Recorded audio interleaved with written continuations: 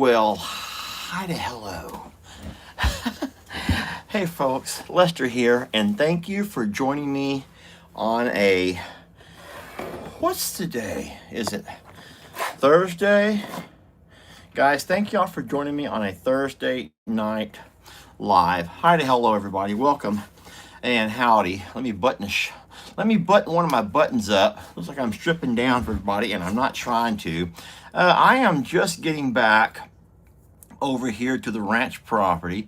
Tonight, my son had himself a basketball game, and so I've been on the road for hours and hours and hours.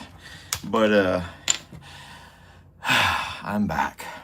Anyway, cheers to you all, guys. I'm gonna have myself a Propel water bottle, and this flavor is pineapple. Now, I don't normally like pineapple.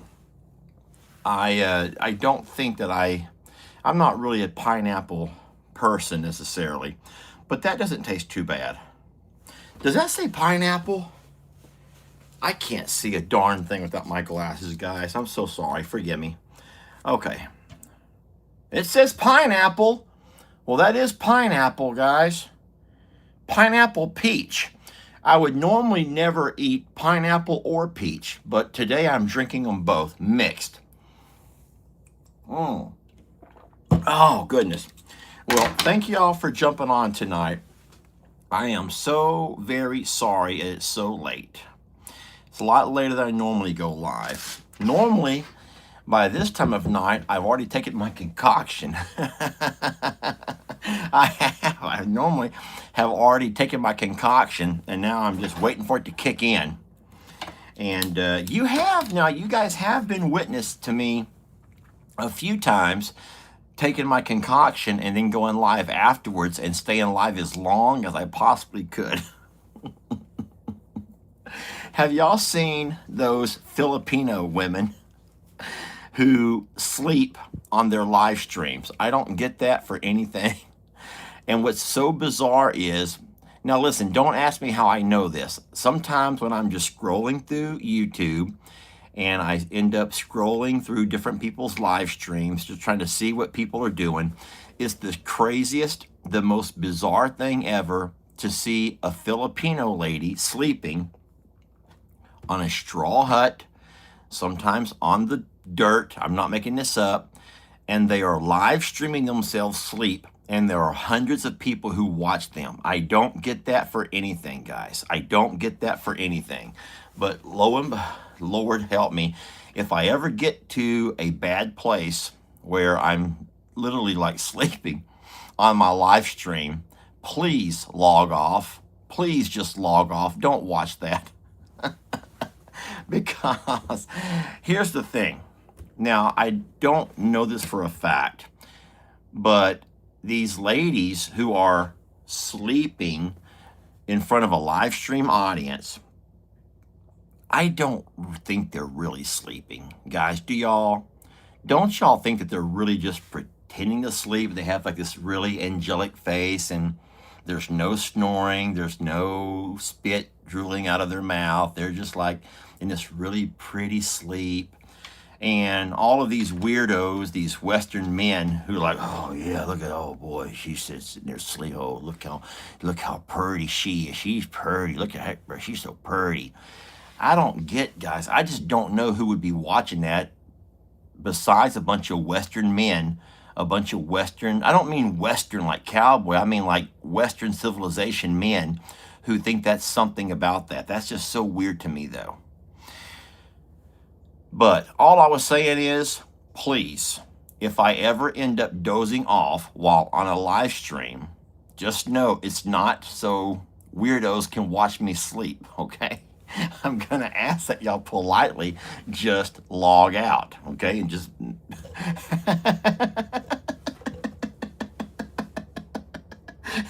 God forbid it ever gets that bad, guys. Listen, I'm not making this up. Okay, I'm not making this up, guys. I don't make up stuff like this. And I don't know how I would know about it. It's just random where I just randomly run across stuff like that, okay?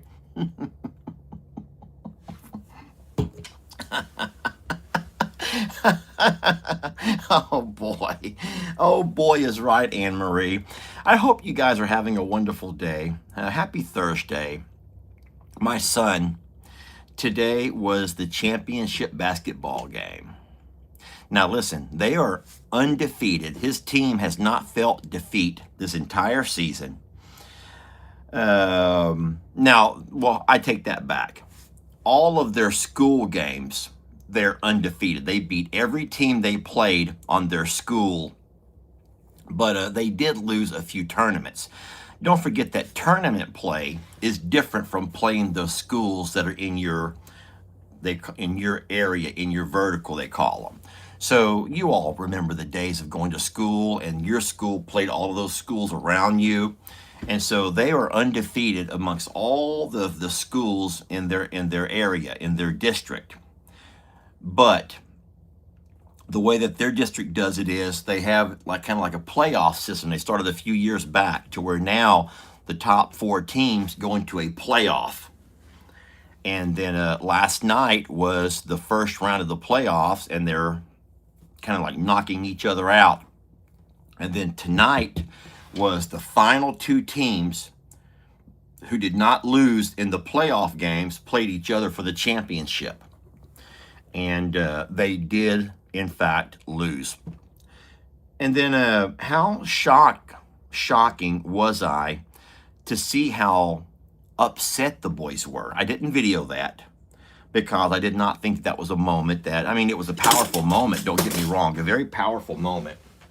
But I know that there was nothing of value that you all would find in that. But they did lose. Lex played well. He, don't forget that basketball, just like football, not every player is your point maker. Where in football, you have your quarterbacks, your receivers, and your running backs who score your points. Not all of your positions are score makers. And same in basketball. You have your defenders, you have your strong offensive players. And Lex is an amazing defender. He is great on rebounding. He gets lots of steals, but he does not take a lot of shots. He does make a few, takes a few, but he and his team did lose, so he's a little bit let down. I talked to him on the way home. I drove, and I just called, and I just talked to him, just kind of see where his head was at with everything, and he just let down. And, I know that what you're saying, I get it. You're saying, Lester, it's 8th grade basketball. Get over it. Life goes on, please. These kids have no idea what life's really going to be about. They have no idea the struggles. But remember, guys, it all starts at some point. You have to learn that in life, there's going to be winners, and there's also going to be those who can't win. I don't want to say losers, but there's going to be someone has to lose. Someone has to lose, and you're only going to have one winning team, and all the others are going to be the losing teams. So I tried to point out the things that he learned this year. And I'll tell you all the things that I told him. He started the season off, his first year, playing organized basketball. And he started off as the 12th man. And his coach was very clear to his mom and I that they're probably not going to see a lot of play time with Lex. But he can learn the game and, get his feet wet. Learn if he likes the sport or not, the organized side of the sport, and then he can decide if he wants to continue on playing in high school. And so we were happy that the coach allowed him that opportunity. And then the first couple of games, it's true, we may saw Lex get 2 or 3 minutes per game of playtime. But as the season progressed, he began to play more and more. And here, the last 3 games, he actually started. So he was a starter. So he actually had a lot of growth, just lots and lots of growth through the season. Found out that he has a real specialty for blocking shots, getting steals, grabbing rebounds. And then He has a few chances to shoot the ball during the game, and I would say that he's probably about 50% from the field, meaning he makes about half the shots that he takes, which is pretty good. I don't think you should complain about that too much. But nonetheless, his team did lose, and he's a little bit let down today. This is my weekend with Lex. So tomorrow, guys, get this. I drove to watch him play yesterday. 2 hours there, 2 hours back. We drove it again today.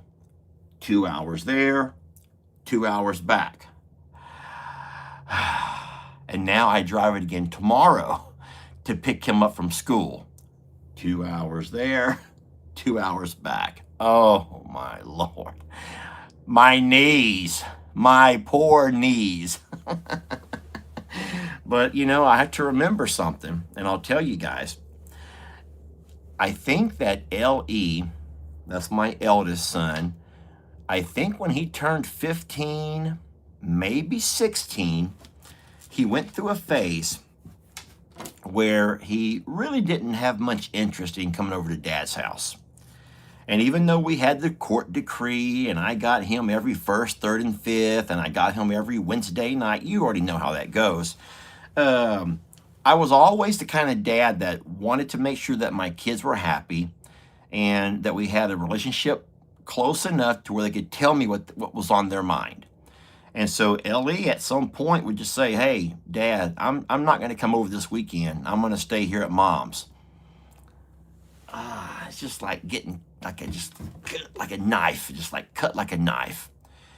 And of course, as a dad, I'm like, I wouldn't tell him this, but to myself, I'm like, what did I do? What did I not do? Where did I go wrong? He doesn't want to spend time with me, But the thing is, he was just an adolescent. He was a teenager, and he was finding out that it's a lot more fun for him at that age to be in the city where there's fast internet, where his mom can drop him off at the mall or whatever they're doing. He has neighbors on their neighborhood, little cul-de-sac. He had neighbors.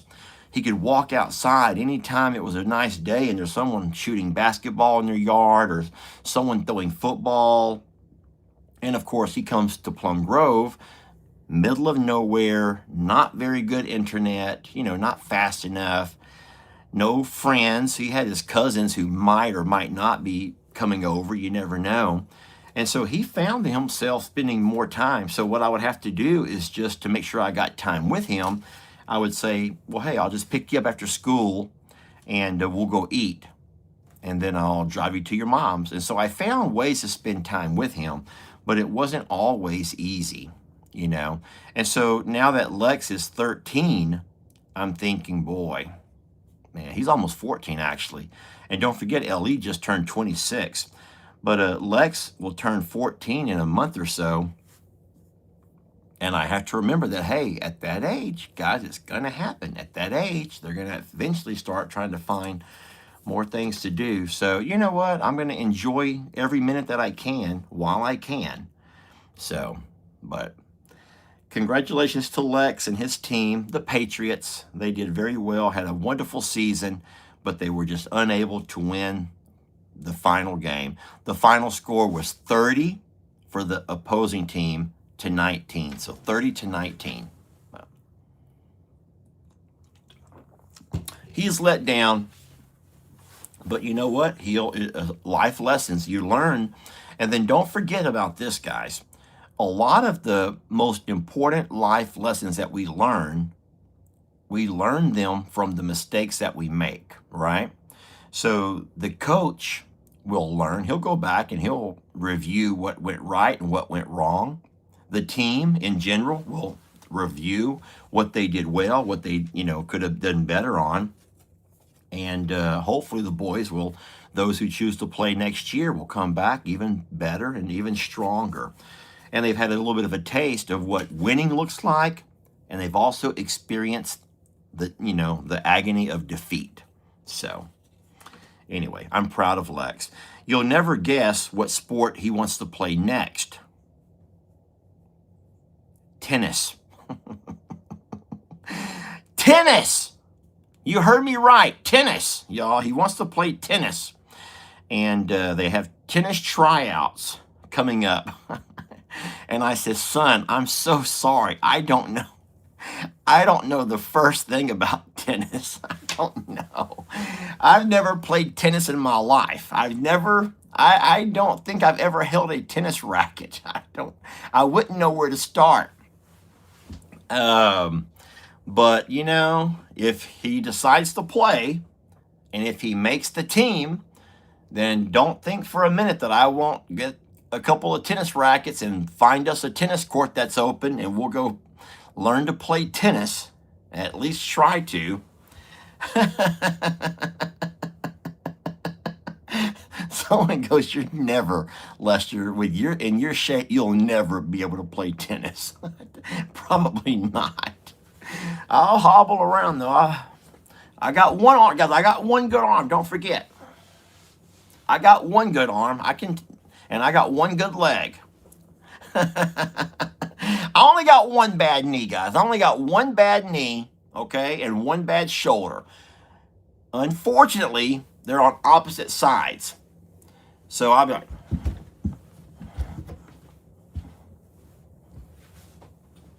I can make it work, guys. I'll make it work. All right, I'll make it work. Hey, I play basketball with these guys. Don't forget, we get out there, me and Fire Chief Chris, and play basketball every once in a while, and we make that work. So we can make it work.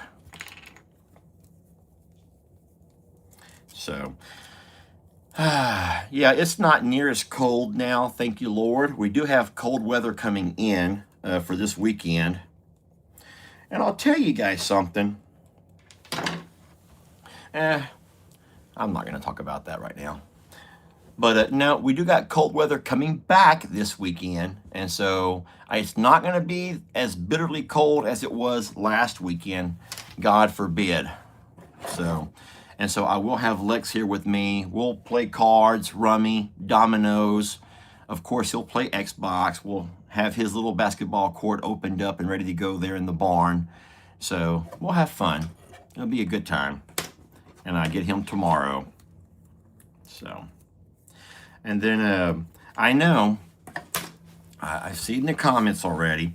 I am absolutely, you can call it slacking if you want to. I would not call it slacking, guys. I've been making a few less videos than what I normally do. Maybe I haven't gone live quite as much as what I used to.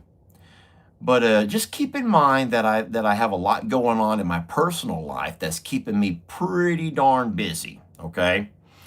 And in all of that, I just have to take care of myself. And I'm just trying to grab stuff as I can. And then, of course, I can't miss my son's game. And then, of course, during those long 2-hour drives there, 2-hour drives back, there's not a lot you can do with all of that. That's for darn sure. So it's taken a lot of time. Then the doctor's office that I had to go to is not close. It's in Huntsville. So that was a long drive as well. I will tell you this, though. I'm going to tell you something, and I don't know why. I shouldn't even tell you this, but I've caught myself stopping and having a beer. And I've not drank beer in forever, guys. But I've caught myself 2 days in a row stopping off and just having myself a beer. A Michelob Ultra. A Michelob Ultra. I'm like, you know what? I'm just going to have myself a beer. I'm like an old wino now. I'm like an old wino. You all know the neighborhood wino, right? Yeah, I'm just like the neighborhood wino.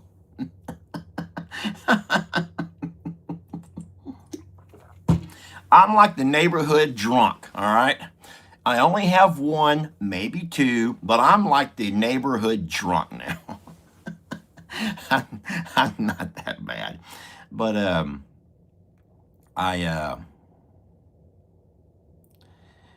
yeah, I've done that. and I have no regrets. They've been really good. They've been really good beers. I like Michelob Ultra too. I used to not. I used to be a Miller Lite, maybe a Bud Light kind of a guy. But at some point, I began to drink Michelob, knowing it was a little bit, had less calories or less carbs or less something. And then everyone that I knew who drank beer began to switch over to Michelob Ultra because it has that same flavor, but a little bit better for you. I don't know if that's true or not. But, and now I've acquired a taste for it. I've acquired a taste for it, and it's actually a nice taste.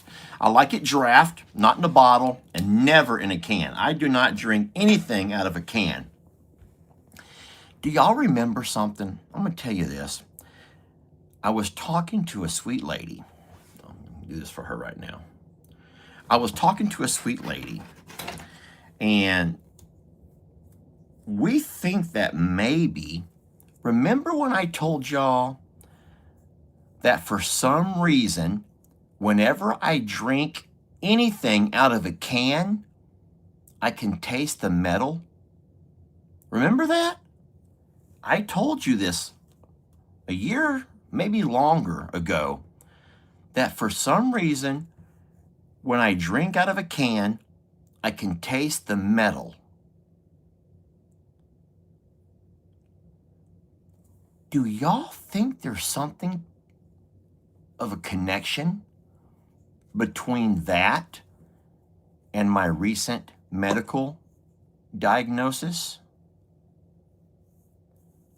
Do y'all think there's any kind of a connection between those two? I would never Google it because I've already discovered that pretty much you can ask Google the same question in 10 different ways, and it's going to give you 10 different answers. So it's really all in how you answer or how you ask the question. So I hate to say that, the whole do your own research quote is not really very accurate, because the only way that we know how to research is to go to Google. That's all we do. We want to act like we're all that. I've done my own research. I've done my own research. We all done our own research, which means one thing. We ask ChatGPT or we ask Google. And that's called doing our own research.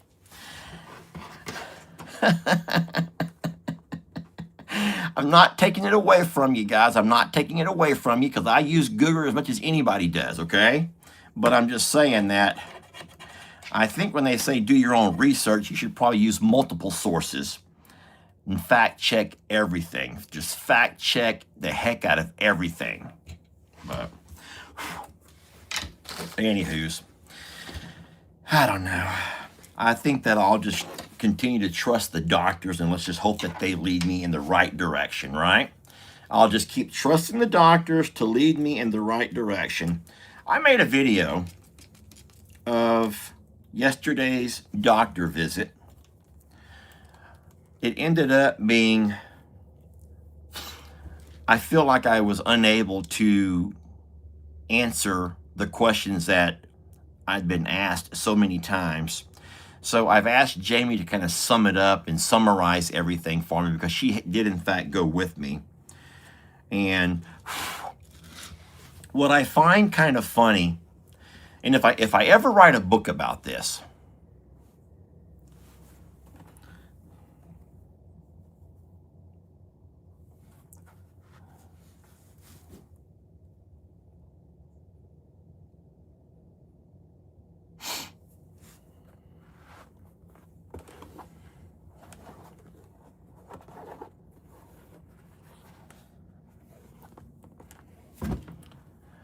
if I ever write a book about this, I'm going to remember to add in the book that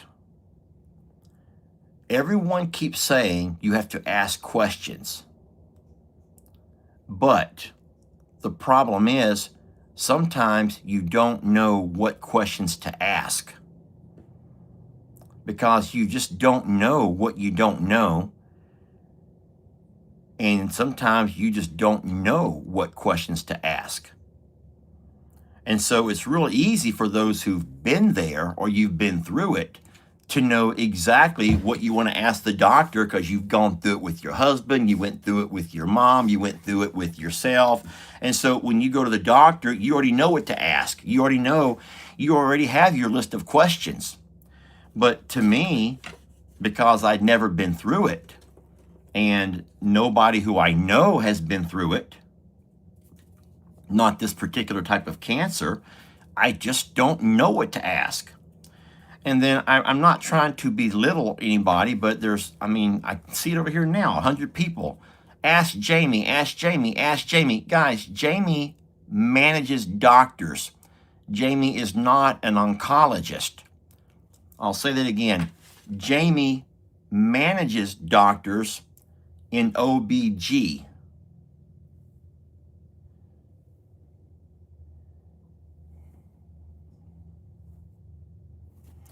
So just because Jamie manages doctors, OBG doctors, does not mean that Jamie has all the answers to stuff that goes on with, your different types of cancers. So just think about that for a minute, guys. Just think about that for a minute. And then I'll also say that doctors, I'm going to just put this number out there. And I'm just going to say this statement, and you may not agree with me, and that's completely fine. I hope that you've had better experiences, but what I've noticed is that not many doctors have a very good bedside, is it bedside manners? Not bedside manners. They don't have very good bedside, help me with the word choice, manner? They don't have good bedside manner? Is that the right word?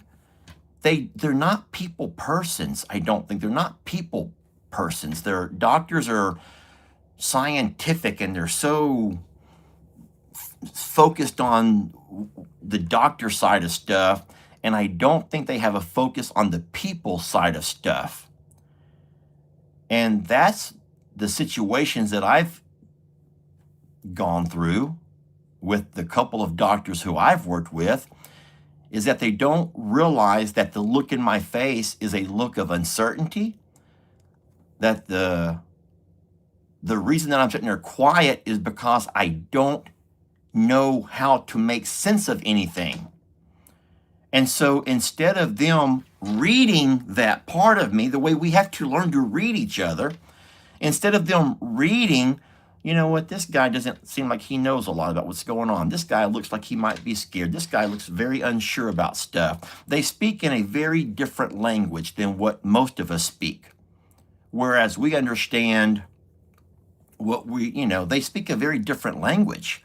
And so when I write my book, and I'm not going to write a book, but if I were to ever have a chance to talk more about this, I would say one of my biggest concerns and something that should change is that there should be a person in the doctor's office who is able to understand and take what the doctor is saying and relay that to the patient in a way that the patient is going to understand.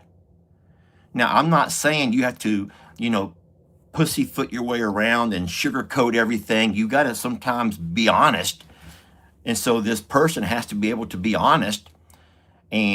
But there should be some kind of liaison who can kind of take the two and help you as a patient understand what's going on.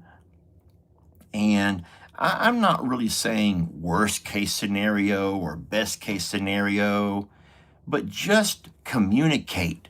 Don't send somebody home and then don't just say, you have any questions? Are there any questions? Because we don't know what the questions are. We don't know the questions. You don't know the questions. You don't know what you want to ask. You just want someone to explain everything to you. So that has been the biggest struggle with what I've experienced so far. All right.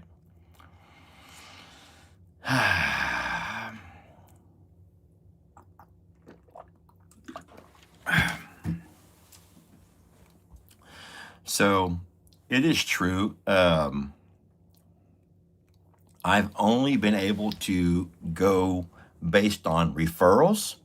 So I went to my family doctor first, and that's who I've been going to for years. As a matter of fact, funny story is I started going to this doctor right after, guys, right after Hurricane Harvey.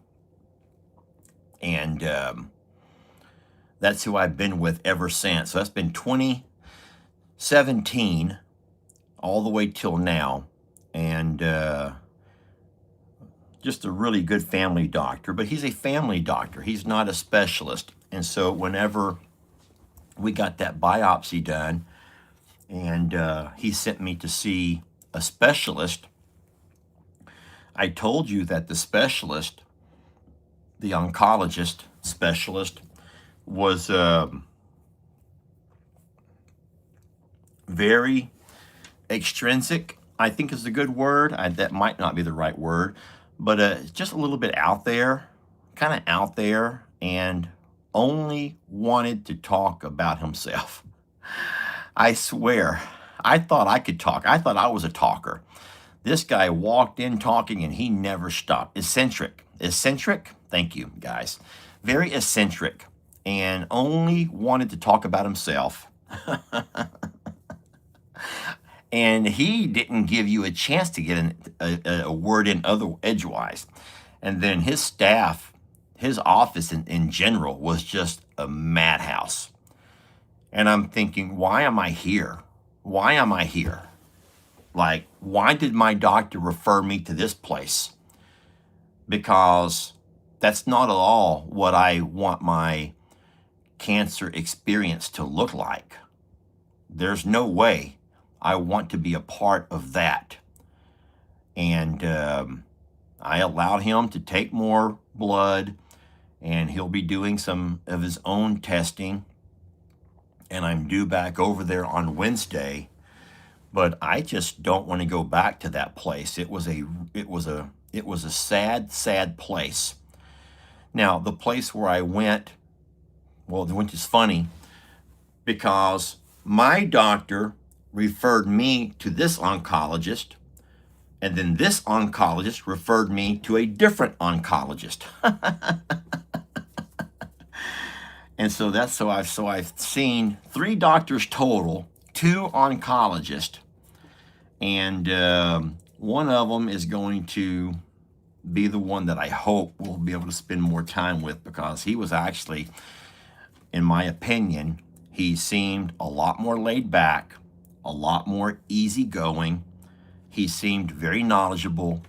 His office staff had order. There was not just chaos. You saw the same type of people coming in for their different treatments, but it wasn't just a sad place. And so, anyway, so there's still a whole lot of things that I'm not sure about. I wish I was able to go into all the details and tell you everything, but I will not know I don't think I'll know the depth of everything, and I say that loosely, until I can actually have the PET scan.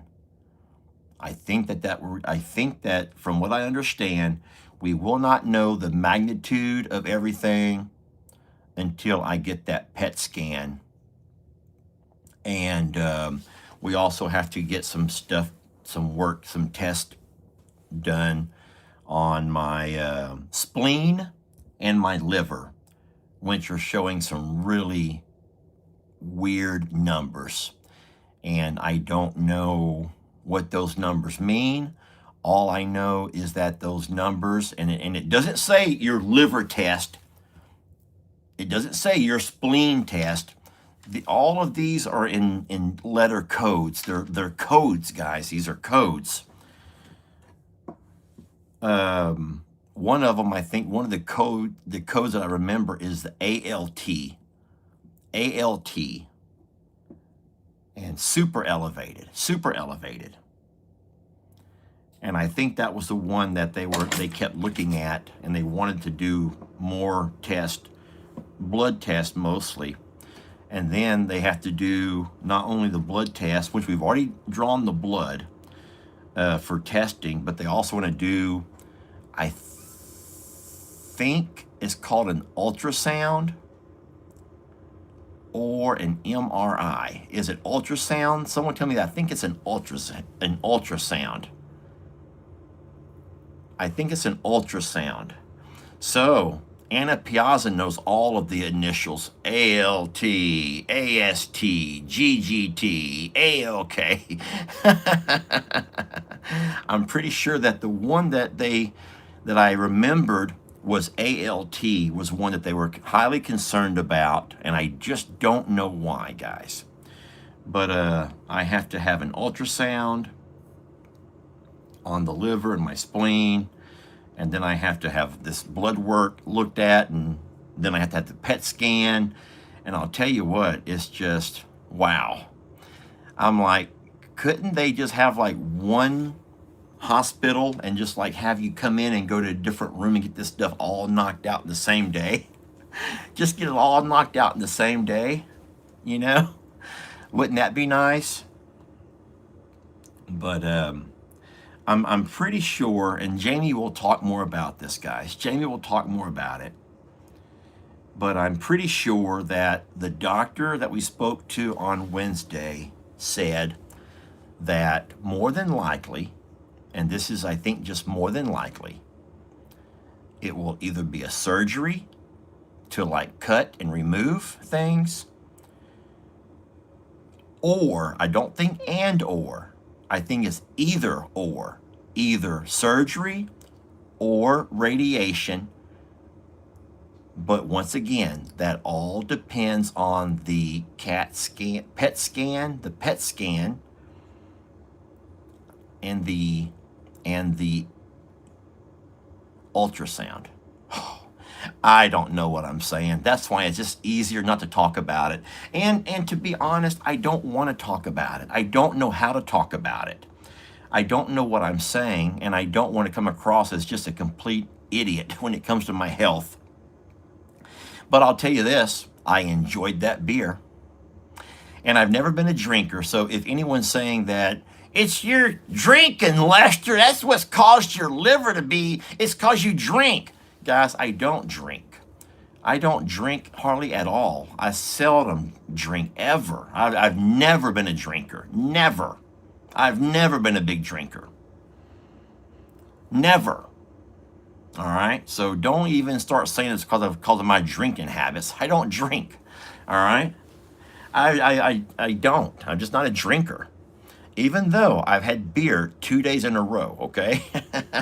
I may not have been a drinker before, but I might start. I mean, you know what I'm saying?